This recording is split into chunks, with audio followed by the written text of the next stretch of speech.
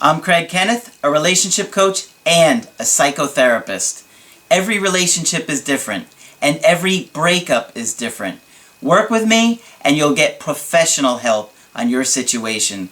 Just click on the link in the description below, or go to my website, askcraig.net.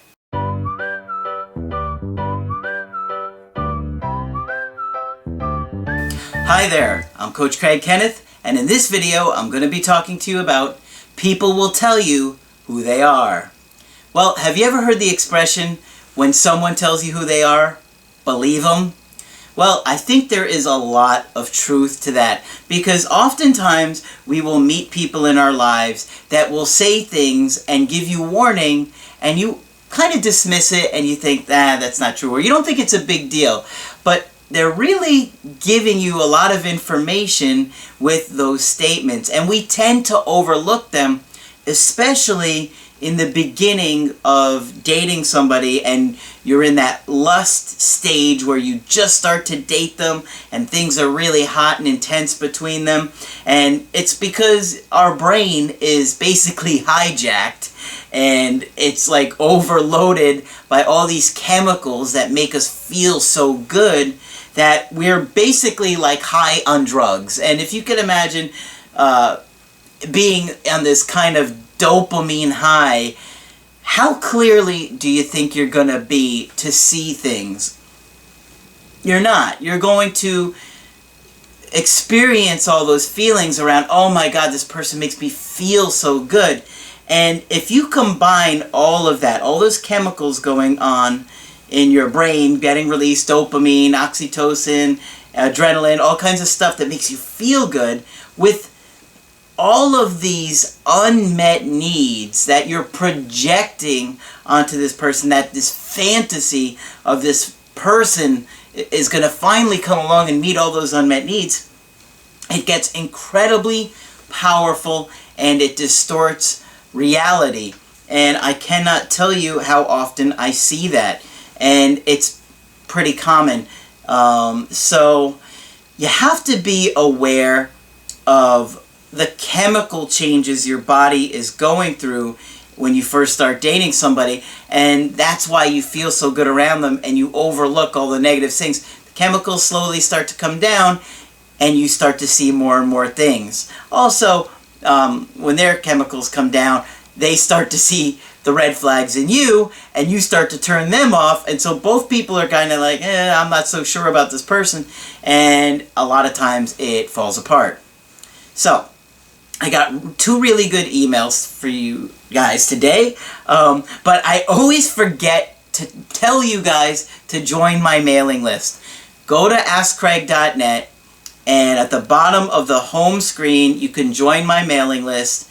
I am constantly looking for new ways to share information or review older videos and maybe share little insights that I've had. There's a lot of different things that I'm contemplating, so just go to askcraig.net. On the bottom of the home page you can sign up for the mailing list. I only send out letters maybe once every couple weeks, but as it grows I'll try and get more and more content out there. It's tough because I am extremely busy, as you can imagine.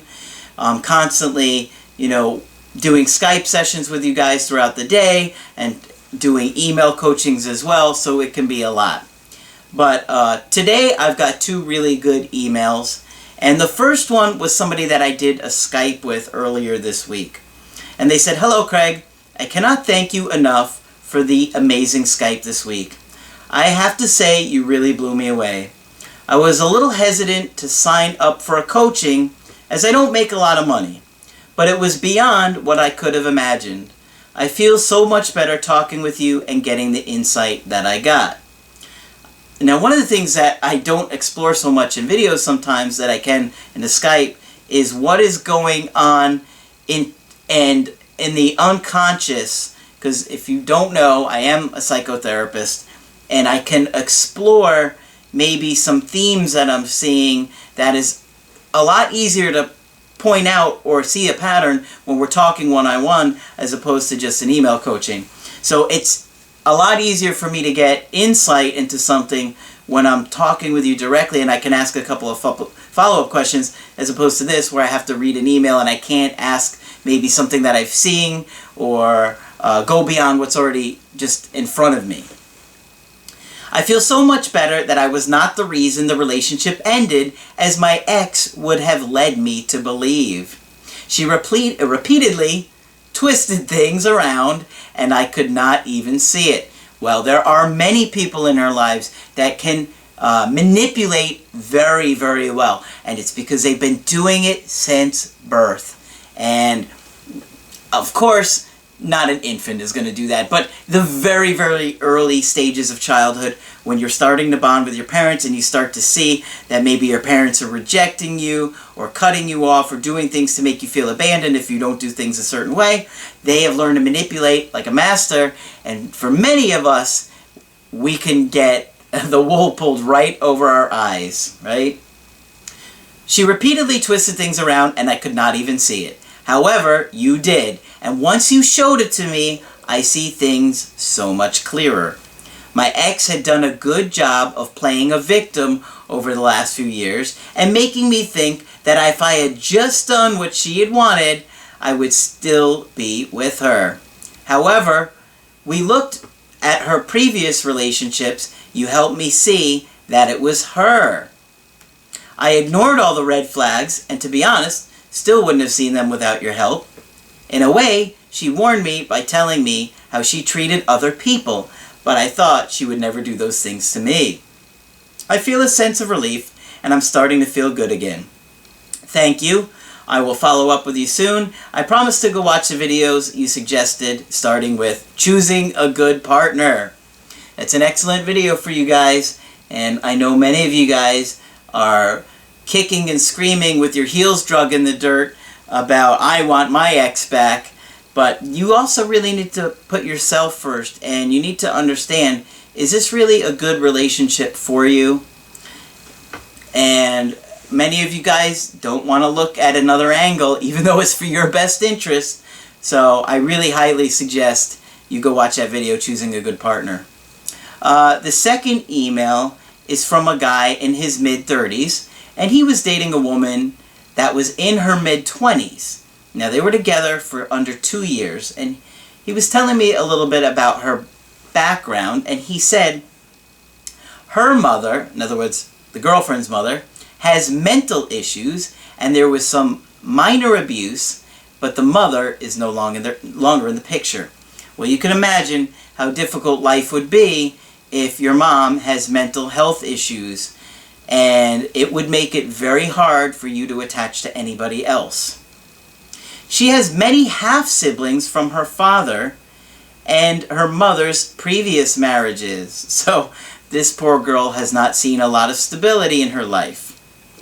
She described herself as constantly needing attention, yet she is also very uncomfortable around people. So both of those things tell me that she's very insecure with herself. She warned me from the beginning of the relationship that she was not good at relationships and would eventually be a disappointment. Wow. So, first thing I wonder is, who told her that before?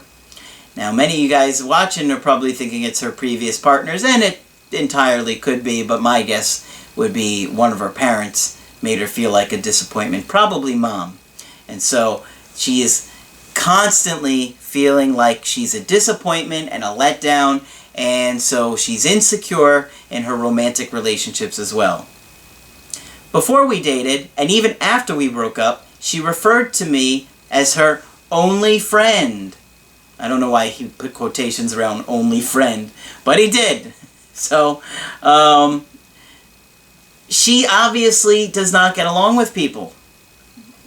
Think about it. Not just romantic friendships as well. She doesn't have any friends. So that tells you she probably is not functioning on a very high level. Probably got some, I would guess, anxiety and depression going on there.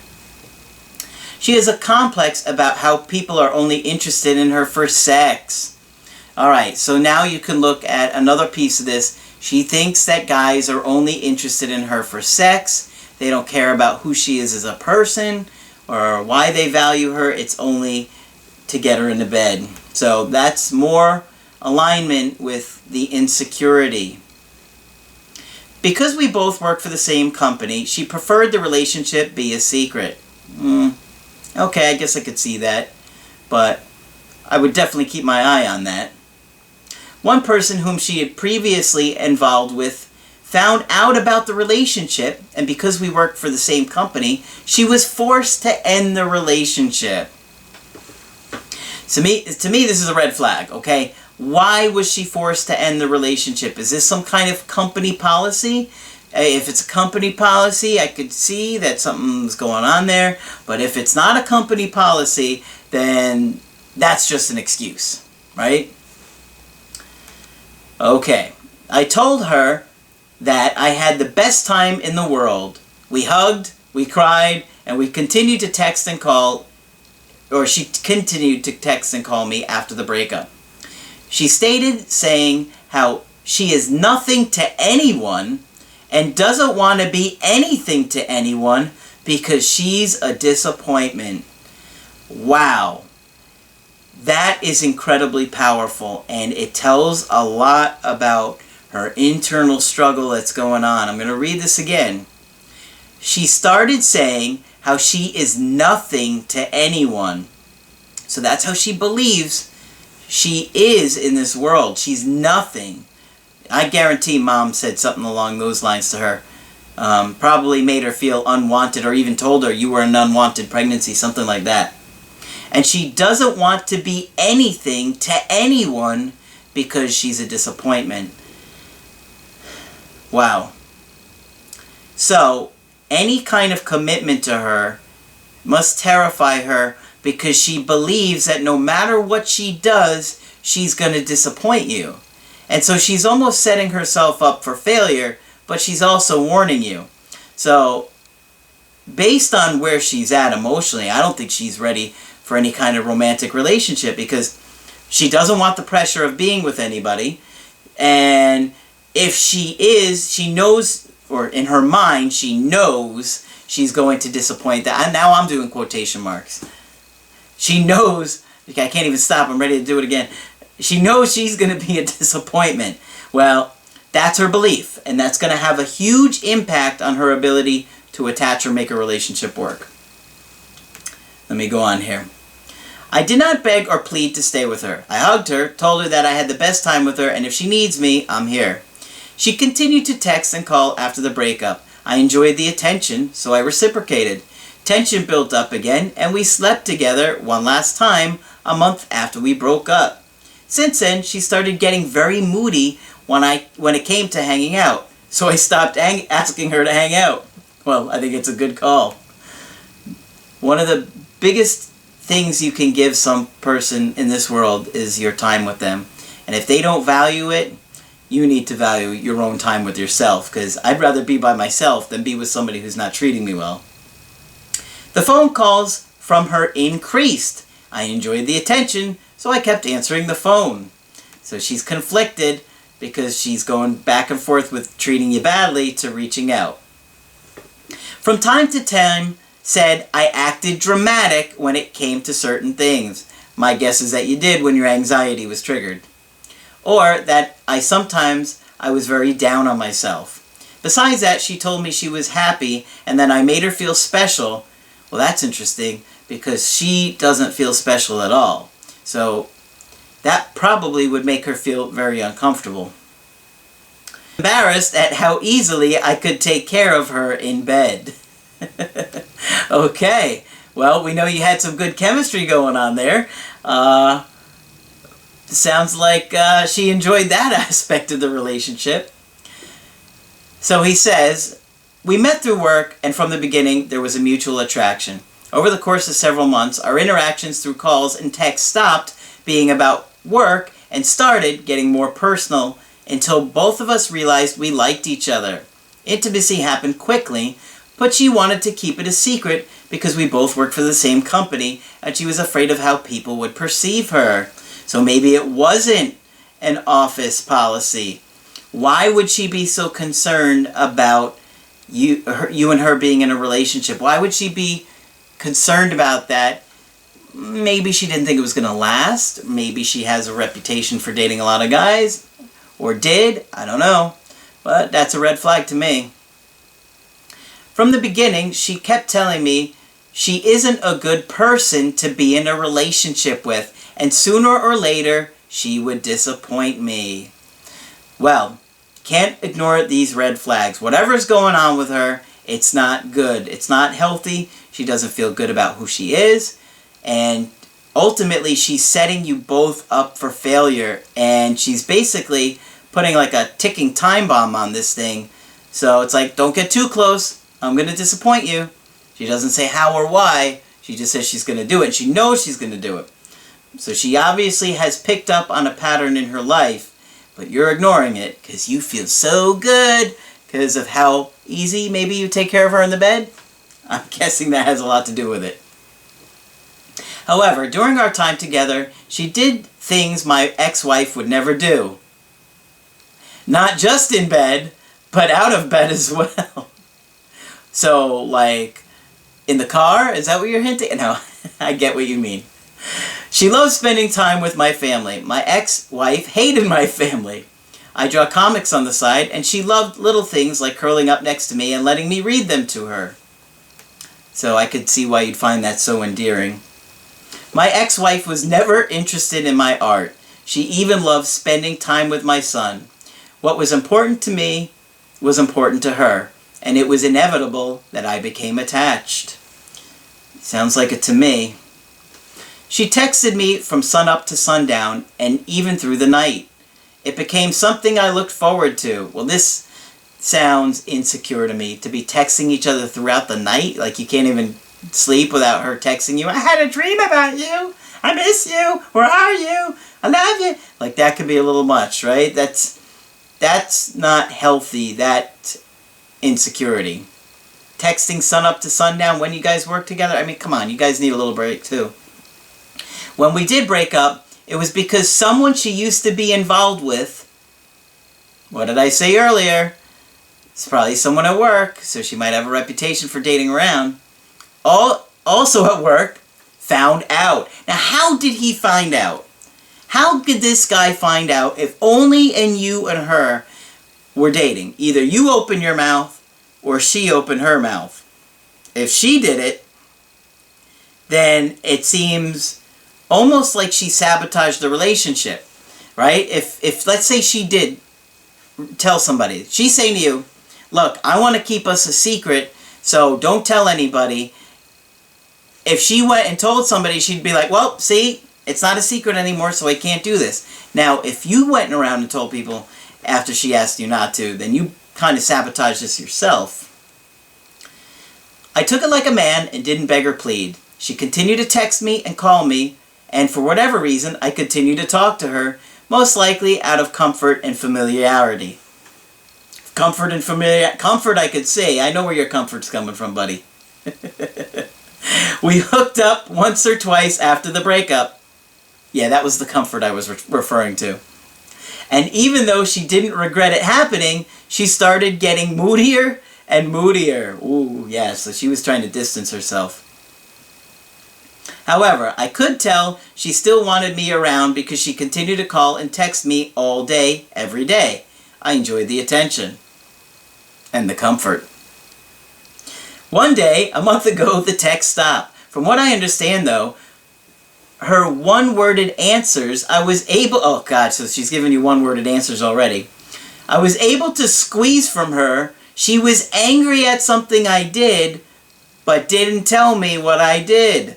Well, the only thing that makes any sense would be that you told somebody else, right? I gave her 2 weeks of space and called her one day. She seemed like she had gotten over it. We spoke for nearly an hour. That night, we went out for drinks, and after a few margaritas, she told me she was mad at me for, in quotes again, for saying stupid crap to people and I shouldn't be saying it to. Aha! So, did you say something to somebody else? It seems that you did. Maybe you forgot, maybe you didn't think it was important, but it got back to her, and now she is pissed. Either that, or somebody saw something going on between you guys, and they brought it up to her, or they inferred that they knew, and that's why she got angry at you. Okay. I asked her to clarify because I had no idea what she meant, and she said, if I didn't know, then forget it, and to drop it. Okay, so that's not fair, because she's saying to you, you did something wrong, and now you're like, wait, what are you talking about? And she's like, forget it, drop it. That's not acting like an adult, and she's basically setting you up here. Because, of course, if somebody says something like that, you're going to be like, what are you talking about? You're not going to be able to just forget it and drop it. Oh, okay, let's pretend that never came out of your mouth. No, because you're sitting there anxious about this breakup, and so you're like, wait, what are you talking about? And now all of a sudden it's, no, forget it, drop it. I pressed again, but she got mad and stormed out. Ridiculous. Since she had a few drinks in her, I texted her to make sure she was home safe, and she responded saying I made her uncomfortable because she asked to drop it, and she told me to leave her alone. Whew. Does this sound like a normal, healthy person that has secure attachments? Not at all to me. Not sure what's going on with her, but this is completely disproportionate to what you did. Her level of anger here. Calm down. I called her yesterday at work, and she hung up on me as soon as she heard my voice. Obviously, you haven't been watching my videos, because you would have known not to reach out like this when she was so angry at you like that. Because she told you to leave her alone, right? She also blocked me on social media. I sent her one last text apologizing and saying maybe one day we can actually talk this out. Yeah, good luck. Can any of this be saved? I'd really like to know why she's mad at me, so I can either provide clarification or ownership of it. Is it too gone to salvage? Well, she's not acting like an adult at all. My guess is that maybe she is embarrassed here. Maybe she's dating a lot of different guys. Maybe she has a reputation, or maybe in her mind she has a reputation. She wanted you to keep a secret for some reason. My guess is somebody went to her with something, and the minute it went to her, she was angry, embarrassed. She thinks you did it, or assumes you did it, and so she's lashing out and just completely severed this relationship over it. I would say that the chances of this working out with this woman are slim, because she's not acting like an adult here, and you can't be in a relationship with somebody that acts like this. I mean, who knows how the hell this fell apart? She may have been the one to slip and say something to somebody, and that you're getting the blame for it, or she sabotaged it. There's a lot of different things that could be going on here that I can't, figure out just by this email. But obviously, I think I've pulled out a lot of different things here that are going on with this woman. Either way, the result is she is no way near having a healthy adult relationship that requires communication and an ability to open up and share what's going on with her and to talk about it. You can't be in a relationship with somebody that doesn't want to talk to you or communicate. How? It's going to fall apart. Communication is essential. And, I was talking about this in a video a couple days ago. I think it was called Success is Earned, where I really was talking about the mirroring, validating, and empathizing. It's such a critical skill to communicating with somebody. And if you had this skill, you could at least try and use it with her, where you could be like, well, it seems like you're really angry at me, and you don't want to tell me why, and you don't want to talk about it. And then you could validate it. Well, I can understand that you might be angry at me about something I did. I just don't know what it is. But, sometimes when I don't want to talk about something and somebody presses me to talk about it, I don't like it either, and I don't feel comfortable either. So I could see why you're upset at me for doing that to you. So that would be one way you could handle that, although I don't know if it's going to be enough to get this woman to calm down and communicate with you like an adult. So, If you like the video, throw a like on there, and be sure to subscribe to the channel. I do post videos Monday through Friday, and subscribe to my newsletter. Go to AskCraig.net, bottom of the home page. Just click on your email. Just put your email in there. I'm not going to spam you. It's only for me, and I only send out emails probably once a week or so. Not even that. But I'm trying to get exclusive content on there that you won't get on the videos. So when you want my help personally, go to my website, AskCraig.net, sign up for an email coaching or a Skype coaching, and if you got to get with me within 24 hours, if it's an emergency, I do offer emergency Skypes. That's it for this video. I'm Coach Craig Kenneth, and I will talk with you soon.